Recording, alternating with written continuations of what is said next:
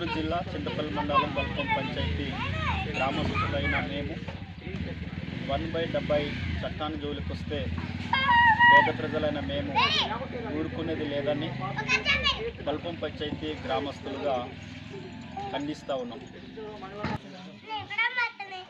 పేద ప్రజలకి 1/70 చట్టం పేద ప్రజలకి ఇది ఊపిరి పోసుకునే చట్టం అండి. ఈ చట్టాన్ని అమలు చేస్తేనే మాలాంటి పేద ప్రజలు ప్రతి ఒక్కరు కూడా సంతోషంగా కొనసాగలరు. ఈ చట్టము ఆదివాసీ గిరిజనుల్ని అభివృద్ధి పరచగలిగే చట్టం అండి.